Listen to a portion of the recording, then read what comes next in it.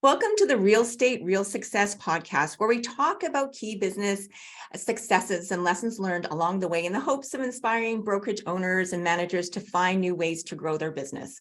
I'm Chiyoko Kikino. In this episode, we're going to talk about what brokerage owners need to do to ensure their top producers are unrecruitable. I'm super excited to be joined by Regan Archambault. She's one of the owners of Century 21 Advanced in Winnipeg, Manitoba. Thank you so much for being with us today, Regan. Thank you so much for having me. I'm excited to be here. I'm excited for this conversation too. So why don't we start off and give our listeners a little bit of background on yourself and your journey into real estate? Well, I started working along with my husband, Jeff, who many may know has been in the business over 32 years now. So we waited till our kids were school age, and were kind of one of the first teams in Manitoba in general, and went through all the trials and tribulations of trying to grow a team until we finally figured out how to get that going. And then a few years back had become partners in our brokerage as well. And I've always had a passion for training and coaching and for elevating the standards in our brand. And so it was a natural fit to kind of move into that leadership position, not only as a team leader, but also within the brokerage as well. Great. So how long have you been owners of Century 21 Advanced? It has now been 7 years, I believe. 7 years. Great. Yeah. Can you give us a little bit of background on the brokerage, a little bit in the markets which it serves, how big the market is, just so people can familiarize themselves with Winnipeg if they haven't been there before? Well, they're missing out. maybe not at this time of year. In Winnipeg, we're a population of approximately about 800,000. There's three main companies in Century 21 companies in Winnipeg. So we tend to serve more the north side of the city, although the city's not that big. We're kind of all around everywhere. And then with Advanced Realty, we have three offices. So we've got one in the northeast, one in the northwest, and then one in the town of Selkirk, just north of the city as well. Great, excellent. And just talking about, so you've got three offices. How does your brokerage differentiate itself from other brokerages in your area? Well, it's funny. I remember a couple of years ago, there was another brand, they were renovating their office, and the broker had posted on their wall that they were the home of the top producer and those that aspired to be. And it really struck me as like, that actually really resonates with that office's culture and their reputation, because they had a reputation of many of the agents in their office of being a little slick and doing whatever it took to get a transaction done. And, a lot of us are like, oh, tread carefully dealing with some of the agents out of their office, because I've still got the scars on my back from, them doing whatever it took to get a transaction done. And my partner, James and I were talking about it going, that's not who we are. We want to be the home of the agent who's really good at what they do, which really spoke to our culture of training and of just developing and always trying to get better at what we do.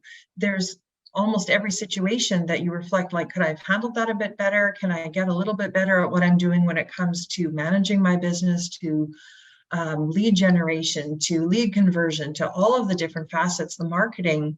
Can I up my game and do a little bit better the next go round? And we really wanted that to be the culture. And so rather than even for my position, rather than for me even being just the trainer of the office, my role is the director of agent development, because no matter what stage of the business we're at, we're always still developing, especially in this industry, so fast paced and moving and changing all the time. Well, it's interesting that you say that, because really great people always want to continuously improve, right? And so just by having that continuous improvement kind of culture and focus, you're just automatically going to probably attract really great and really productive and really wonderful agents. So it's just I love that you're so clear on articulating the value that you provide your agents. obviously that it has done wonders to your brokerage because you've really grown over the last few years.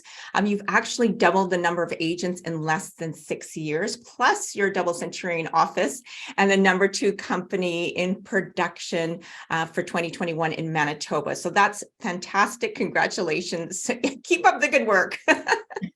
Thank you. Well, it's interesting when you had made that remark about attracting those that are looking for that type of environment. It also helps repel those that aren't. So you would tend to attract more of the right fit. And I remember there was a couple of times, and when we were really building that, we bought into a fixer-upper, or the original partner was, you know, kind of later in the career and not really looking to learn new old dog, new tricks kind of thing. And so as we're very intentionally and conscientiously building that brand, really, when we talk to agents about building their personal brand, this was our personal brand in terms of what we wanted to be about. You do repel those that are looking for that. You know, there's some that are looking for a real family type environment. There's some agents that are looking for something sleek and slick, and there's nothing wrong with either one. They're both right. But when you're really clear on who you are and what you're about and what your culture is and what that environment is like, you will attract the right people. And the people who are like, this isn't for me, you're not going to have to deal with the headaches that come along with trying to make someone fit in. Absolutely.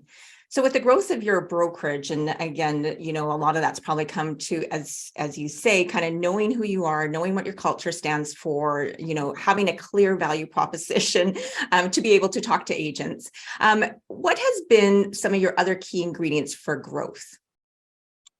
Well, part of it has certainly been the intention behind the conversations, even just the relationships that we have with other agents in the marketplace, to be known for that. We tend to go through a lot of different recruiting trainings, and in my role as the director of coaching with Jared James, I mean, I'm talking to other brokerages right across North America on a regular basis. And as I do trainings alongside Jared for recruiting and retention and whatnot. And everyone's always looking for the shiny object, the shiny new thing that's like, oh, I'm just going to do this, and then it's going to just, all the little agents are just going to come run into my door. And we forget that this is a relationship business. This is what we teach our agents, like, just go and start relationships with people and it will grow. And you have to have a balanced plan. You need some of those newbie agents. They bring an enthusiasm and an excitement and a fresh perspective into the vibe in your office, that you need that infusion of energy. But attracting the experienced agents that don't need quite so much hand-holding, to get up and running, that's where there's a great balance of wisdom and maturity, especially with the market changing right now. So many of the newer agents, they have never had to have a conversation about reducing the price of a property and managing your clients' expectations. And, on both buyer sides and seller sides, there's completely different conversations being had right now. And having that balance in your office of both your experienced producers and those newer agents is what really keeps that energy moving forward. Great. Well, I completely agree with you, because when you have that mix of, experienced people or people that are just more mature, maybe in their career, combined with young, the young people that are eager to learn and they got lots of enthusiasm, it's a really nice balance, right? It's a nice complement. But I've been really excited to have this conversation with you, because I think it's so important for brokerage owners to better understand what they need to do in order to retain all of their agents as we go into, as you say, this challenging market, or should I say changing market? Because you also said the market's changed so much, over the past 3 years. If we think about it, it's just so fast changing. And because the market has changed so quickly over the last few months, I want to get a better understanding of how these changes have affected the current mindset of brokerage owners, high producing agents, newer agents, and how their needs have changed. So why don't we start off by talking about the current mindset of brokerage owners right now? What are they thinking? As you say, you talked to a whole bunch of people across North America. What are they thinking? What's keeping them up at night? Well, there's a number of things. I think it's easy to be consumed with you know, as a mama bird of the brokerage, and you've got your baby birds, the ones that tend to really get the most of our attention are the noisiest, right? Those tend to be the newer agents. I don't know what I'm doing right now. I don't know how to generate transactions. Who moved my cheese? All my business was coming from here, and all of a sudden, I don't know where it's supposed to go because that lead source dried up. You know, and they don't know what they're doing with their marketing, all of that stuff. And it's easy for us to get there. They can be a bit of a time suck, right? Those newer agents or the mid-level producers who are trying to figure things out, they're the ones who come to us and say, I don't know what I'm doing. Can you help me figure this out? And yet there's this other segment of our business, our top producers, our experienced agents, and that because these noisy baby birds are taking a lot of our time and attention, and we're like, these guys are still producing, they're fine. Oh, geez, he's been an agent for 15 years. He knows what he's doing. He's been through this market before. I don't need to worry about him. And they don't get our attention. They don't necessarily get our time. And with so much of our time and attention being consumed by others, they're kind of left to the wayside. And they don't, because they roll with it and they get it, they know how things go in this business, they're not often the ones who are going to come to you when they're ticked about something, when something happened that they're not impressed with or they're not happy about.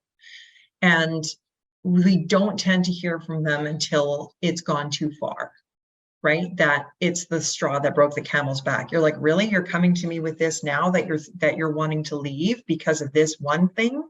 Because the 10 things that happened before never even came up in a conversation. And it catches us off guard going, how is this even a thing right now? But we haven't had a real genuine conversation with those people that we assume are fine because the others are being so vocal about being not fine. You know what I mean? Yeah, absolutely. And, I think that, I think that agents too, or brokerage owners, again, you tend to want to put all of your emphasis on the new people, especially too, not only because the experienced ones are experienced, but sometimes they're probably with your brokerage a long time. So you've known them for 10 years, right? It's kind of like, oh, I know. Yeah. I know Regan, she's perfectly fine. I know her, she's doing just good. And then, as you say, you kind of take that relationship for granted, whereas you really need to figure out what a good balance is to, again, to build those, to consistently nurture those relationships. When we, again, thinking of, again, just going back to these brokerage owners, is retention an issue right now? Are people getting very concerned about, what's going to happen? Or are brokerage owners getting excited going, oh, maybe here's an opportunity to grow my business through recruiting? Like, what's that mindset looking like? A little bit of column A, a little bit of column B. It's hunting season right now. So as it is often at this time of year where people are thinking about making a change, this is often a time of year where it's easier for them to accommodate that change with less active transactions on the fly, that if you're going to change brokerages, this is an easier time to make that transition. But anytime that there's unrest or dramatic change in the market, that's what has people take stock. Because for those experienced agents, they may be like, hey, everything I've been doing these last few years, all of a sudden isn't working. And if they're feeling like no one really gets it, so if you're in a situation where you're trying to rally the troops and keep them motivated and just keep them working, and you're walking into that sales meeting every week going, come on, guys, make your calls, let's go, just keep working. And they're thinking, you don't even freaking get it right now. It is hard out there. And if they're feeling unseen and unheard, that these other agents are getting your attention and that you don't really get what it's like for what they're going through right now, and then all of a sudden someone else is that voice, same as any other relationship. You could be married for a long time with your spouse and just have this comfortable thing and just feel a little bit invisible to like, well, he doesn't really know me, he doesn't really get it. And then all of a sudden someone else does and shines that attention on you. And it feels like the sun. And you're like, oh, I didn't even realize I was as starved for this attention as I am. And all of a sudden there's another woman in your life, right? Yeah. Where they're opening these conversations, these doors. So I think you're right on both sides. On one hand, there is risk that if our agents aren't feeling truly connected to us and in that real relationship, then there are opportunities for them to be swooned by someone else, right? They say the best way to make sure that your husband or whatever isn't having an affair is keep him happy. Yeah. Right? There's no room. If you're putting all that attention into that relationship, there's no room for anyone else to get into that relationship. Again, with my perspective, speaking to so many different brokers and stuff across North America, there's one, that side of it, and two, there's a whole lot of opportunity. Because if we can look around at our marketplace and see who's a little bit burnt out, who's a little bit checked out, who that the broker there or the owner or the manager isn't a real great relationship guy. Like when I talk to other brokers and managers across the continent, when they say, oh yeah, this agent in my marketplace, I would love to have that agent, totally unrecruitable. Why do they say that? Why is that agent unrecruitable? Is it because their office has a shinier CRM than you? Nope.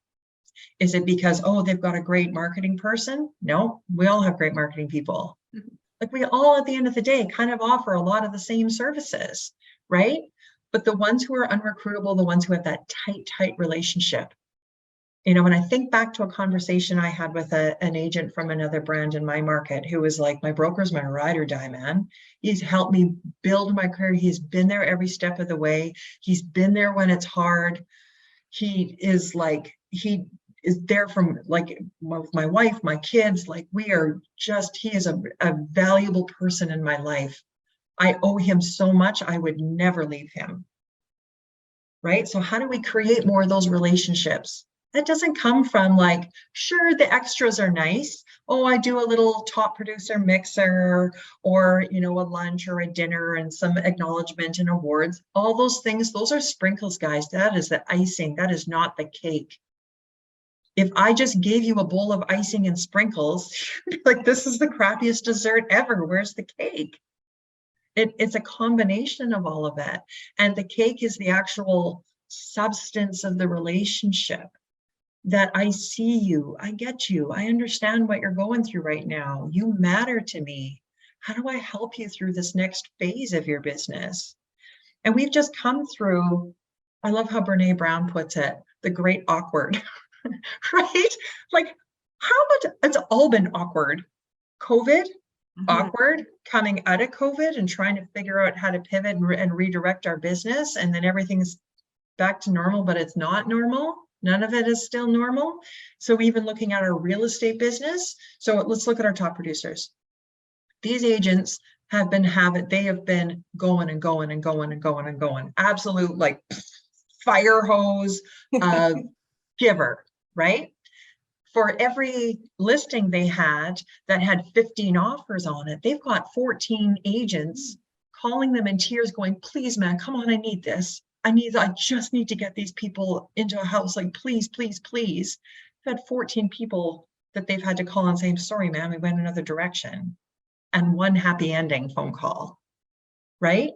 They've been carrying all that. Who do they talk about that with? Who gets it at that same level? Yeah. We also went through this phase where before COVID, agents would get together, they go for drinks after, like they're in the office, hey, let's go grab a drink on a patio, and they vent because they're with people who get it at the same level and they can vent and they can talk that stuff out. And then COVID happens and all of that's gone.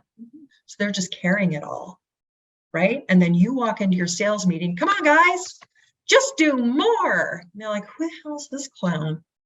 He doesn't get it. He doesn't understand what we're going through.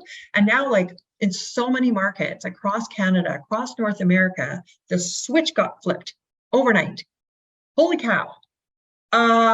Everything is all of a sudden different. And now the conversations I'm having with my sellers, and these are the people carrying multiple listings at a time, they're having really challenging conversations with their sellers saying, what are you doing? I'm not even getting showings here. No one came through the open house. You're not doing enough. What do you mean the only thing we have to do is reduce our price? And they're holding it and they're carrying it. And again, you're walking into that sales meeting saying, come on, guys, just keep making your calls. It is a short walk for someone to walk in and going, how are you doing? This is a lot. Wow, you finally got that one done after 3 times that the offer fell apart. I know that was hard. You doing okay? They just need to be acknowledged. They don't need you to fix it. They just need to feel a connection with you and that you actually get it and actually care about how hard this can be. How much, like, are you watching for signs of burnout? Wow, this guy's on fire. He's gone from doing 100K to 250K in a year on the same systems that got him to 100K. Oh boy, that boy's going to burn out. Right? How are we showing up for those conversations so they actually feel like, thank God I had the broker I did. He's got my back. Well, as you, and I think you just said it, a few minutes ago, it's really that the brokerage owner needs to be so in tune with what's going on, right? They need to adapt their leadership style. As you said, you can't go in there and, people are feeling totally different and give your same rah, rah, rah speech. You really have to be empathetic to what people's experiences are, what they're going through right now. You have to be in tune. And, and sometimes, as they say, you got to stop and smell the roses. That's really what you need to do. You need to stop and really kind of understand what the current mindset is of, your agents, whether they're new agents or, experienced agents. But just we talked a little bit about, the top producing agent. Now they're having different conversations with their sellers than they did, let's say 3-4 months ago. What is their current mindset now? Are they nervous because they're not, they don't know where, their business is going to come from? Are they nervous because they have to pivot again? Or what would you say their current mindset is? I think there's a whole lot of what I'm hearing from a lot of like top producers, people who aren't really worried about where their business is going to come from, who are totally burnt out. We're like, oh, thank God the market shifted. I need a frickin' break. I am tired of running. And so they take their foot off the gas completely.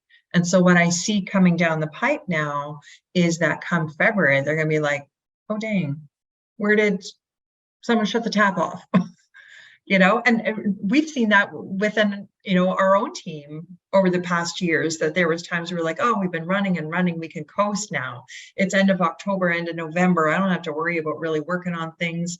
It snowed. Now it's going to be Christmas. I'm going to Christmas parties. I'm not really worried about working on my business. Oh, it's January. It's cold as heck. I'm going to bugger off and go out, on a trip for a couple of weeks.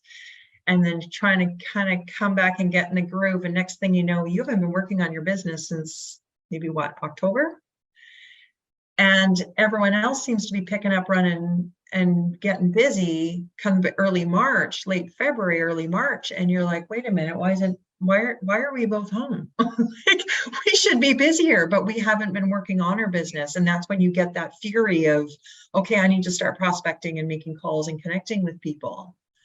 So I think the more that we can recognize the signs of burnout and what pieces they may not have in place, so many agents are like, no, I don't really need to worry about a system. It's all up here. I know what I'm doing. I know what I got going on. And yet then as they grow even a little bit more, that's when the wheels fall off and it just becomes too much. So I think if we're tone deaf to that and not seeing it and not addressing it and helping them see it for themselves, a lot of times they can't even figure it out. They're like, I don't even know what my problem is. I can't seem to pull my head out of my butt. Like, I'm just over it. You get to a point where, and it sounds crazy to say to a newer agent or an agent who's really in that building mode, that when they're trying to get every last transaction you can, that you're like, well, if I don't get this listing, I don't really care. Like, it doesn't change my life. My production's good, right? If that lady seems too intense to want to deal with, over it. I don't even care if I drop that ball. She was a lot. Didn't want to deal with her anyway. But that can really backslide.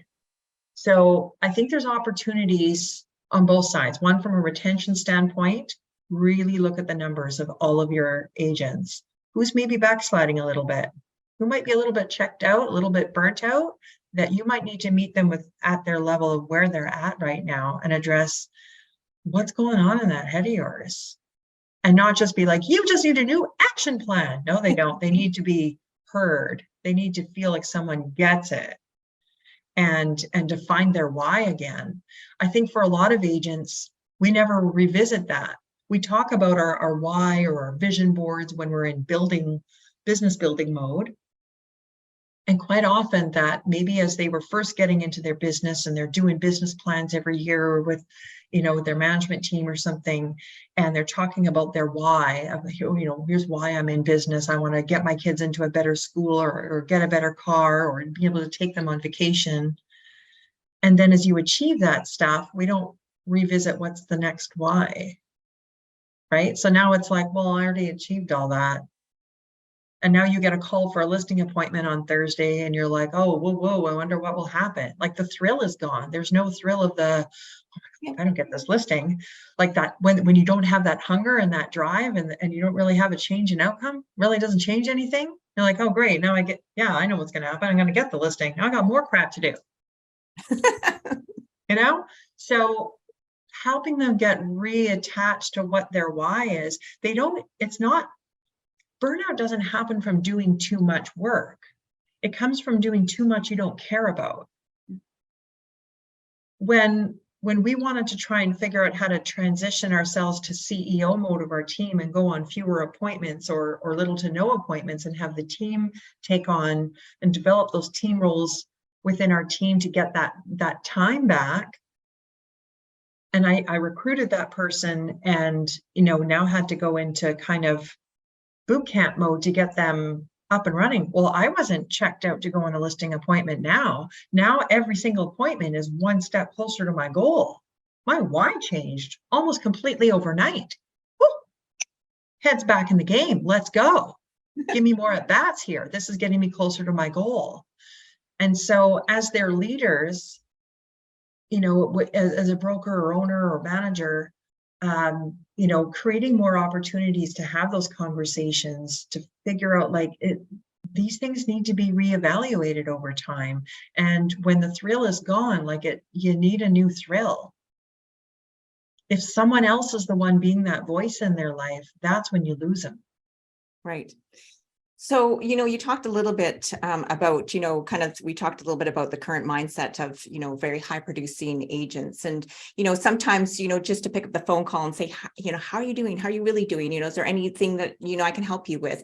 Not necessarily they need you to solve their issues, but they just need to know that you're there for them. So what else do they need?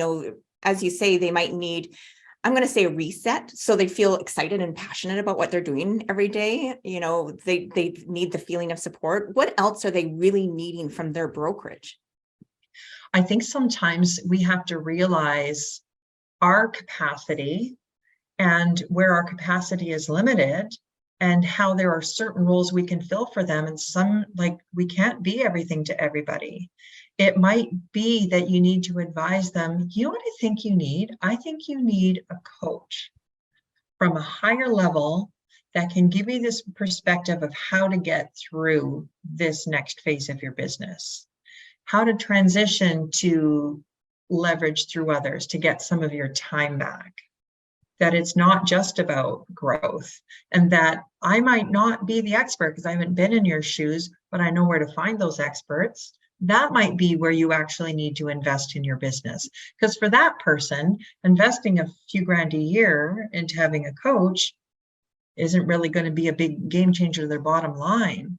But if it means that it's going to help them get their time back or figure out how to grow a team properly, or whatever that next problem, I think we have to be realistic with ourselves that we may not have the answer. We have to know where to help them find the answers and to give them that nudge in the right direction. Even when you look at something as simple as a DISC profile, we all have our different personality profiles, right? And the more self-aware you are on how you naturally tend to react to things, but more how you can recognize, oh, this person's always, seeking out a lot of information and data and isn't one for sharing stories and stuff. They might be a little bit more of a C. I need to, even though I know I'm naturally an I and I'm a storyteller and, clearly. Self-aware, right?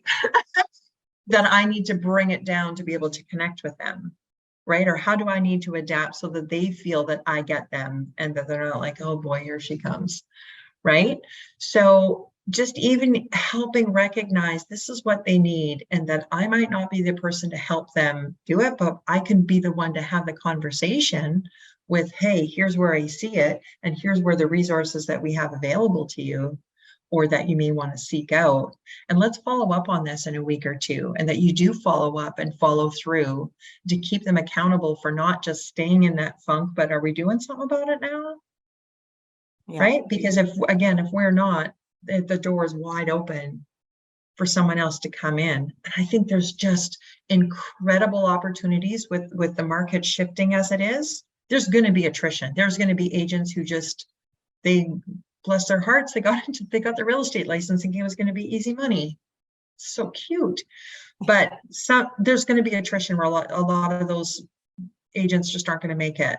But there's some who absolutely could with the right direction. And there's some who are feeling a little bit stuck that aren't really sure what to do.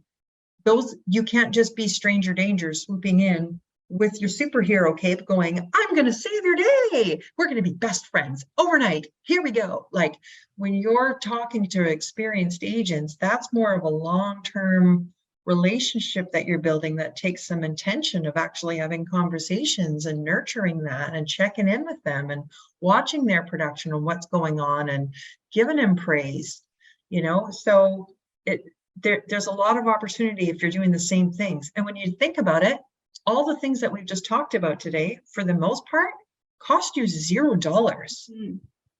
We're not talking about doing elaborate events and giving them shiny gifts and everything. We're talking about showing up as a human being in a real and genuine way. Well, it's really kind of an understanding their pain points, right? Is really like having that conversation, trying to open up, getting people to talk, to really identify what their pain points might be. And then, as you said, provide them the resources. Again, you might not be able to do it yourself, but providing them the resources or providing them the direction. So if they're not excited to get up in the morning anymore, how can you help them get excited to get up? Because we all want to be excited when we wake up in the morning, right? We don't want to wake up and go, okay, here's another day. As you said, if they're burnt out, sometimes it's hard to think clearly. And so it's helping guide them to get that excitement back. As you said, like your why changes, right? And I think that's really great. How does that mindset differ from newer agents? Like, how are newer agents feeling? We've talked a little bit about high producing. I just want to, for a moment, talk about kind of newer agents into the industry. As you said, some of them might not make it, but what are generally their thoughts? For those newer agents, they're needing a lot more direction. They're needing, like, tell me the things to do. They want to be doing the things. They just like after the Jared James Advance in Nashville, we had, a bunch of new students sign up. And as I'm watching these consults to pair them with their coaches, there's a whole lot like, I'm ready to do all the things. I don't know what the things are. Right. And those that are really building, that you think, oh, this kid's got it, this kid's going places. Those are the ones especially you really want to drill into the head, get your systems in place now. You might think like, nah, I got it, it's all up here. At this point, you start adding 20 transactions a year into that production or more, and you don't got it. And that's when you're like, oh my gosh, I'm being pulled in too many directions. So they need a lot of direction right now. They need creative ideas when it comes to lead generation. I think having a lot of one-on-one conversations with all of our agents right now is really important, to know what's going on with you, what's going on, where are you feeling your biggest opportunities are in your business right now? Where do you figure your biggest obstacles are to get around? And how can I help you figure out this next piece? Then again, that they know that you care enough to ask, and then you steer them in the right direction. You know what you should do? You should actually sit down with our marketing girl, and she can help you actually do that social media audit and all that stuff, right? How are we checking in on all of those things? But they need to know where there's a lot of segments in our market right now that are not rate sensitive. There are people that are needing to buy and sell regardless of what's happening in the market, and there's marketing opportunities to tap into those niches. And there's for a lot of the agents who have been getting by doing okay these last couple of years, because it was raining business, their cheese did get moved. And it's going to be giving them some structure and some identifiable tasks and activities to be doing that is going to keep them occupied and engaged. Well, it's a tough job being a brokerage owner these days, right? It's kind of like, don't forget about all your administrative stuff and your operations and your marketing, and all the problems. The printer didn't work, and the I know, it's like, okay, I'm talking to a high producing agent, put this hat on. Now I have to be, kind of, really focused on getting the information out, figuring out again, what those pain points are for that agent. For this agent, they're a new agent. I gotta, figure out a plan to get them up and running. As you say, that's, if the market slows down, it's a great time to get everything organized, right? Get everything set up, get your CRM in order, get everything ready. So when it does pick up, for newer agents, that they're able to take advantage of that, right? And they're not scrambling at that time.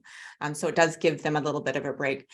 You talked a little bit about, touching base, and touching base with that top producing agents, just checking in to see how they are, again, trying to figure out what resources of support you can give them, as they go forward, that they get the zest for life and their career back. Are you consistently having those conversations? Like, do you have a system that you put in place in order to ensure that you're always talking to one of your agents? Because again, as you just said, there's so many things a brokerage owner can be doing on a daily basis. Sometimes we forget to do the things that are really important. Do you have a system that you use?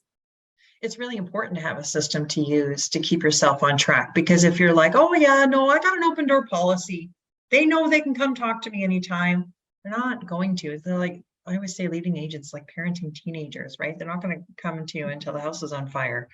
So we need to get ahead of those things. And it does need to be a system. I see a lot of brokers who they've got a system for recruiting, and here's how many calls I'm making a day and how many calls I'm making a week. And I'm getting these people on drip campaigns. But so you're starting all these new relationships with new agents out in the marketplace, but we're not dating our own agents in terms of nurturing those relationships.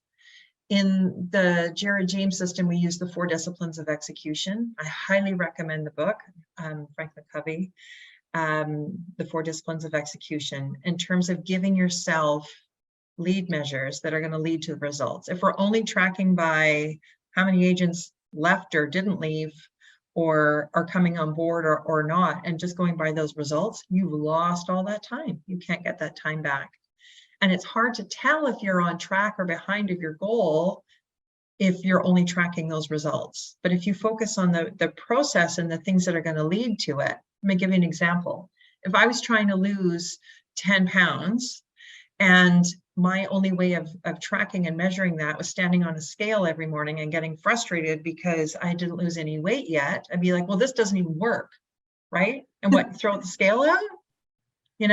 So, but if instead I had a checklist that said every day I drank my 8 glasses of water, I got my steps in, I exercised 4 times this week, I had a salad every day for lunch instead of a burger, and using that as my checklist, well, now I know I'm making progress. I'm doing the things that are going to lead to that weight loss.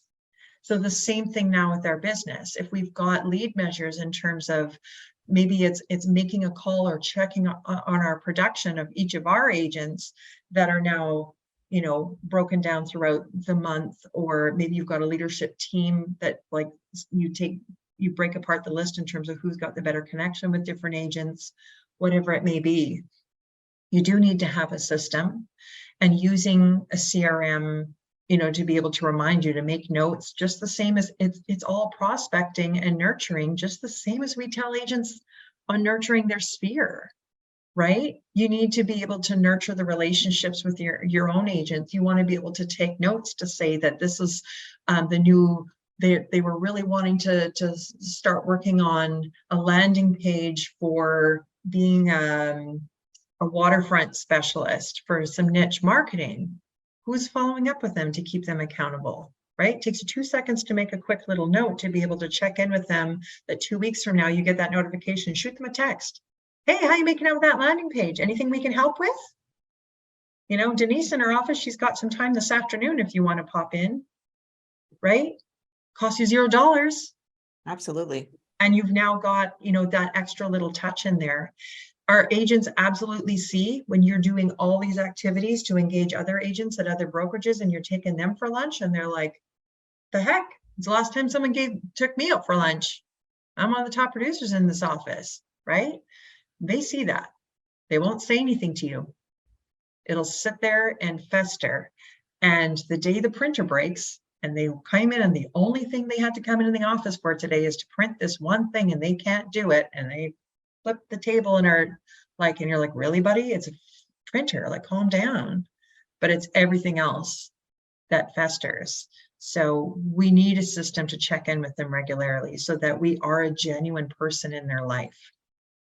Well, and I think that you hit the nail on the head, right? It's that, we spend so much time, putting the recruiting systems in places, right? Again, you go, okay, I'm going to make 5 phone calls a day.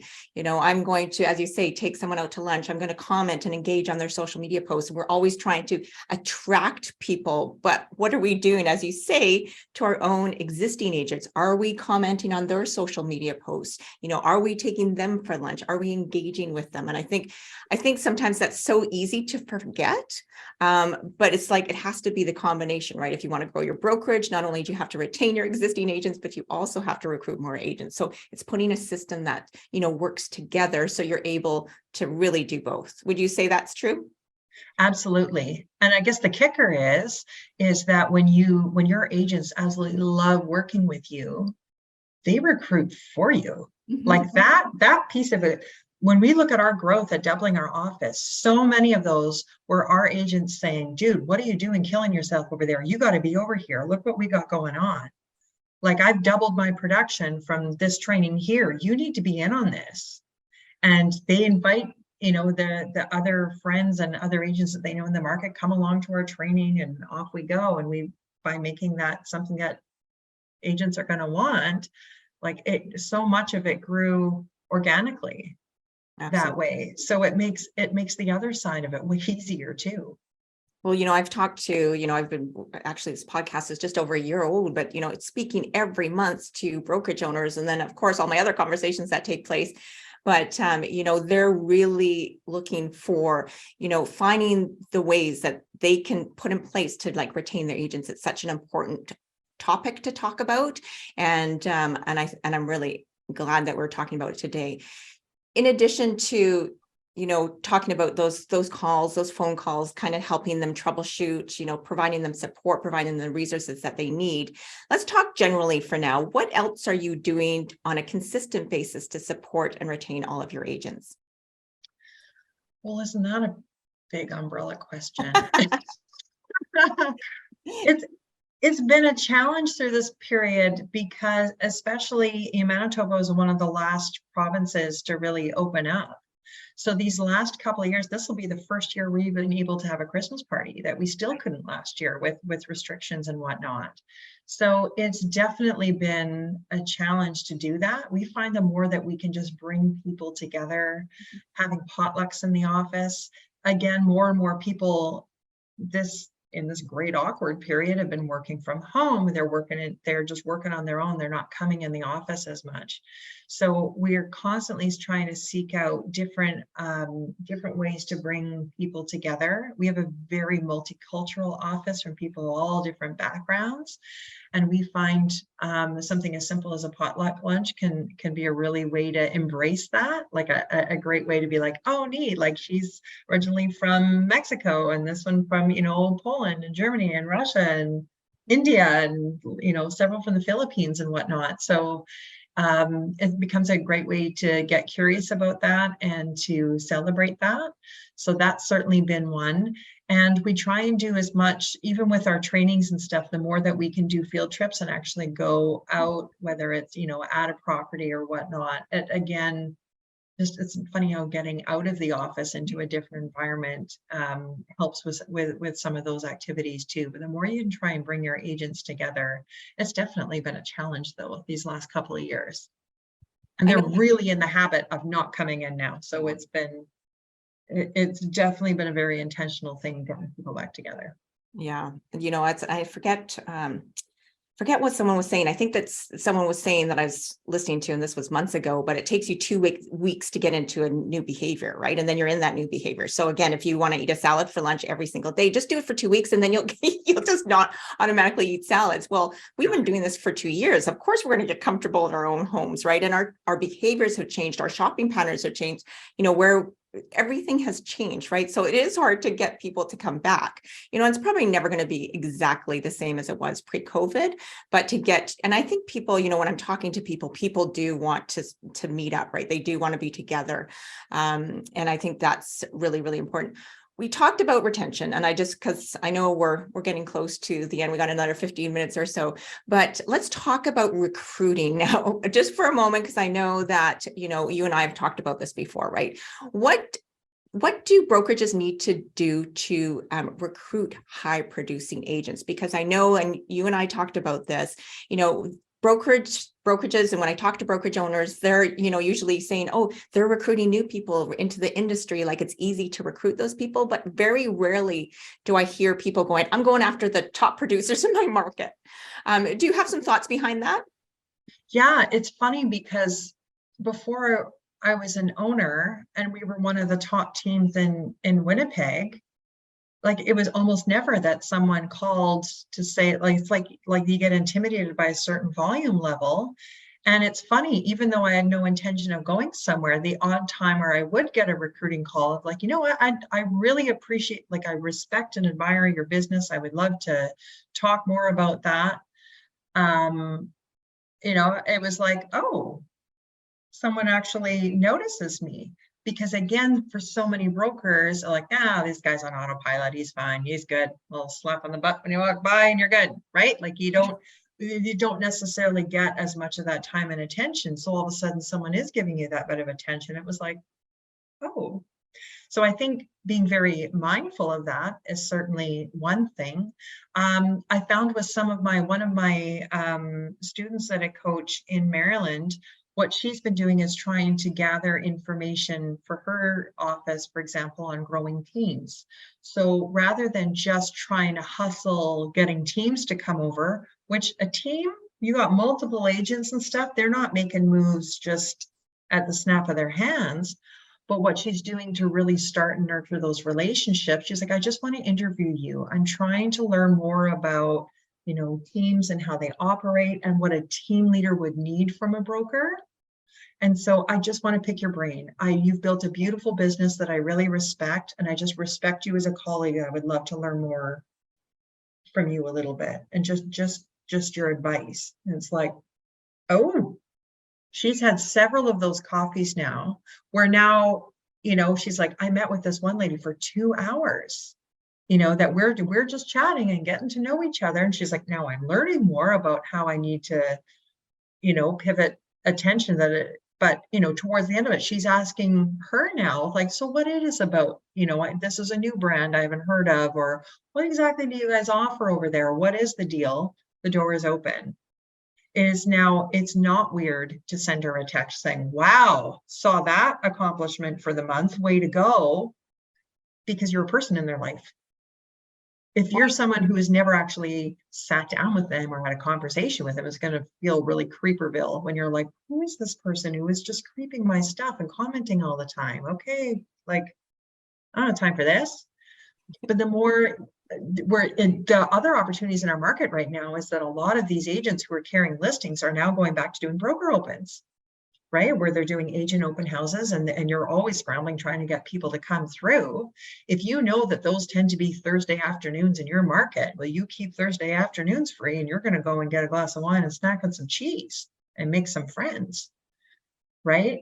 That those are things, again, it's costing you the gas to get there and some of your time.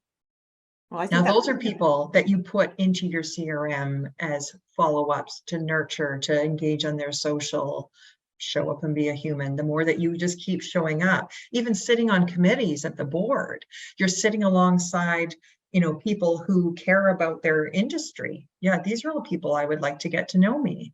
I'd sat on many different committees at all 3 levels of organized real estate, met a lot of great people that way.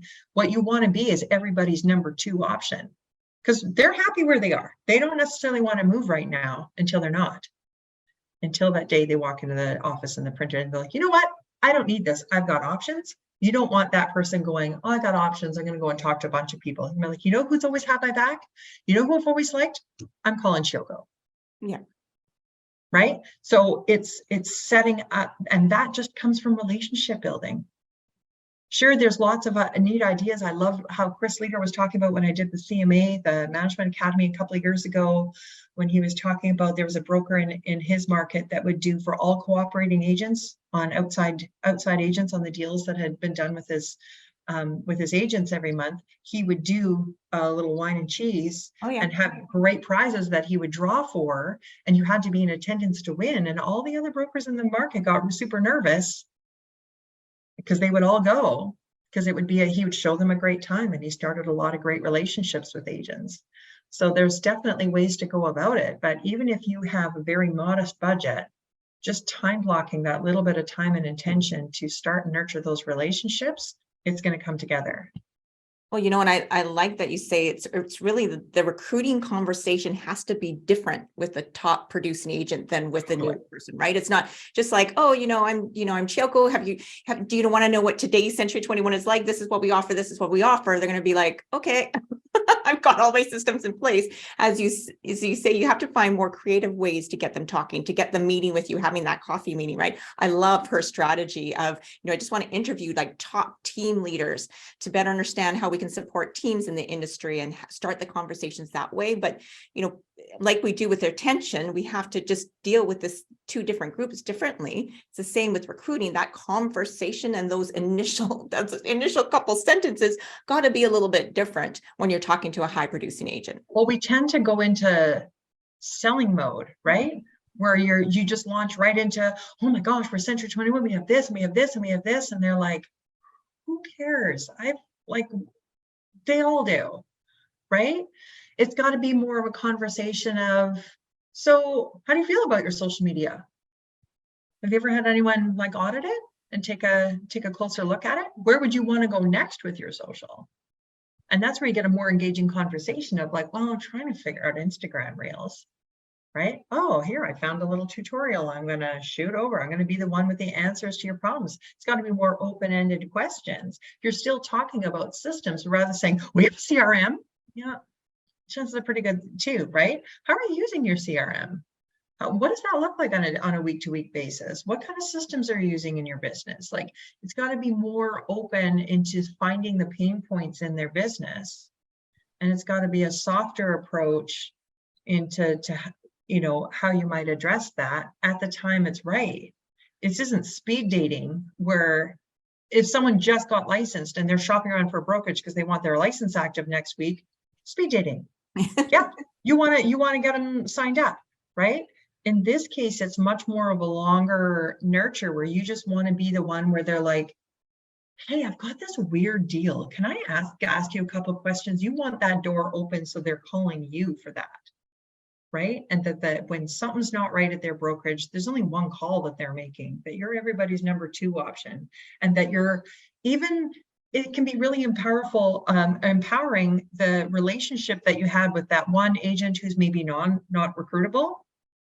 Yeah. But maybe there's another agent in the office who is frustrated saying, I don't think I can stay here. I think I need another option. But if you have a good relationship with that other agent, they might be like, you know who I would talk to? I'd go talk to Regan over at C21. They've got a lot of interesting things happening there. So even though they're not the one who's going to leave, they can often have a lot of influence on other agents in the office, and your reputation matters so much. So before you call that other agent and on the other side of a deal, sure, you're trying to defend your agent, you rip a strip off them. You have to be very aware of your reputation and what you're like to work with. Absolutely. It all trickles together. Yes. So 5 more minutes left. So I really want to get to this one question. What advice would you give brokerages right now as what they should be doing right now? If you were to say, okay, what are their must-dos? We're going towards the end of November. I can't believe it. December, January. No, it's December in a few days. I know, but the spring is coming sooner. What do you think their must-dos might be? I would, if you don't really have a plan in place at all right now, I would start with making a list of all of your agents and analyzing their production. Look at what it was last year versus this year. Look at how it's trended throughout the year. Get some insight into their business. Audit their social media. Make some notes. Know that stuff before you reach out and say, hey, you got time to sit and chat a little bit this week? I was checking out your Facebook. I got some ideas for you, right? Know their business first. And set yourself a plan. If you've got 50 agents and you want to do this over the next month, and maybe that means that you're going to check out 2 agents, investigate 2 agents a day, reach out and make connections with 1 a day, meet with 1 a day. Like, what is this going to look like to get you there to your plan? Break it into lead measures so that you know if you're ahead or behind. And really just start from there. You're going to have to start these conversations. If you haven't had these conversations as a normal course of business, if you just come in hot and heavy, it's going to be, whoa. So walk before you run, meet them with where they're at, and have the open conversation. How do you feel about this season we've just come through? How are you feeling about your business level? They might be perfectly happy with their production and just need to get some of their time back, right? What does this next phase of your business look like for you? And how can I best support you to help you get there? And recognize where you might not be able to fill that void and where you may want to direct them to maybe, an outside voice. For a lot of times, it's like a parental thing, right? They're not going to listen to mom, but as soon as the football coach says it, oh, it's gospel, right? It's like, I literally say the same thing all the time. So sometimes it might be that outside voice, like a coach or something, to recognize that for them, but then develop a system and a plan for yourself to follow up and nurture so that 2023 is your goal of having stronger relationships with all of the agents in your brokerage. Well, I like making sure that there's lead measures in place, right? And I think ones that are realistic, because what I sometimes tend to do is I go, okay, I'm going to put these, goals in place, daily goals in place, and they're way too hard. Yes. And then, I get through the week and I'm like, I 50% achieve 50% of what I set out to do.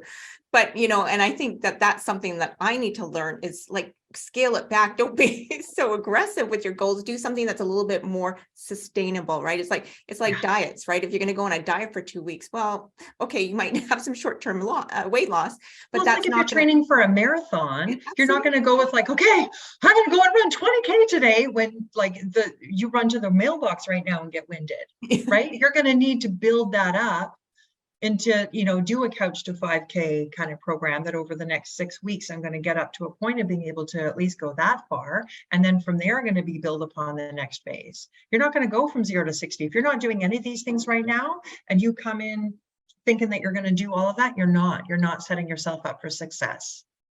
Start with something that's manageable, get these new systems and habits and routines in place, and then scale it to grow. Once that feels normal, it's easier to just bump it up a little bit and get it to a place that you're going to have so much more options for success. Well, I'm going to take that lesson for me for 2023. So just as we wrap up here, Regan, what is the biggest challenge that you've ever faced in your life, whether it's, in your personal side or in your career, that ended up being a blessing in disguise? My own mental health total, I call it my great unraveling. About age 40, finally figuring out who I am in my own skin and the whole I am enough thing. That was a very dark and difficult time, and yet has just going through all of that has just put me on such a different path for where I've come so far and the future, that I couldn't be more excited about it. So getting real with it's funny, things that we think, oh, I don't want to deal with that right now, until you realize, oh, you're dealing with it or another. So let's get in front of it and figure that out. I would say that would be it for me.